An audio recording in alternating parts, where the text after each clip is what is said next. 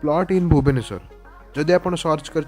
भिडियोटी आप देखुं तो आप हाँ ठीक भिड देखुं तो आपको आज बताया जाऊँ कि 900 टकर 800 टका भितर आपको आज प्लॉट देखा ताहा भी आमर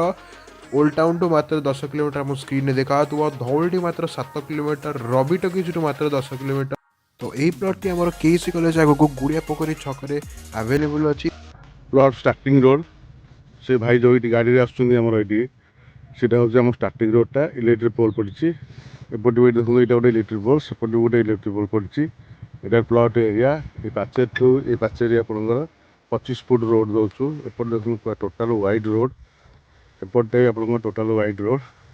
आपंकर पाखापाखि सब देखो ये घर द्वार सब है ये भी आपंकर आउ देखो ये ये भी घर द्वार ये पाखे ये घर पाखे आपड़ जो नाली घरटा देखा ये नाली घर आई घर ये मझे कि स्कूलटा यहाँ देखो रोडटा ये जाऊँगी सब रोडटा गवर्नमेंट जो रोडटा जाऊँगी ये रोड बर्तमान आसिले आसला आम बर्तमान 25 फुटिया गले गलापर आम जो ये सब प्लॉट देखो साइड प्लॉट गुड़ा ये सब प्लॉट आप सब आम प्लॉट सब शेष हो पानी बर्तमान आम मेन फेसिंग प्लॉट रखीचु जोटा कि सबुठ आम प्लॉट भितर बहुत भल लगे आपको देखिले से प्लॉटटा ये प्लॉटर पाखापाखि देखूँ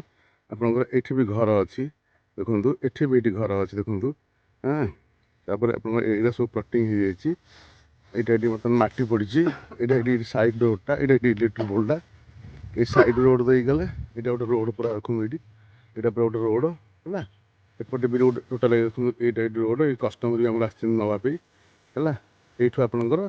मुझे कहती ये पाचेरी से जो देखो ये गछटा ये पाचेरी गछ भितर यहाँ 50 फुट अंतर रोचे आपड़ यू 30 फुट नि फ्रंट्रे 40 फुट 40 ने 2000 30 ने 1500 बाकी देखुन रोड फोड सब पूरा कम्प्लीट पाचेरी पाचेरी सब कम्प्लीट घर द्वार देखुन सब पाखे अच्छी देखिए आम गुड़िया पोखरी छक पहुँचु गुड़िया पोखरी छक बस आपको लेफ्ट नवार अच्छी और आप नजारा देखिपे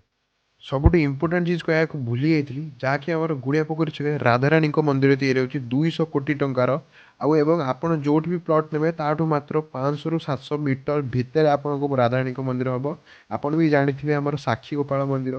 केते बड़ मंदिर तो राधाराणी मंदिर भी ये ताठू भी बड़ मंदिर होगा जाऊँगी। जदि आप इंटरेस्ट अच्छे स्क्रीन नंबर आप कॉन्टाक्ट कर पारती।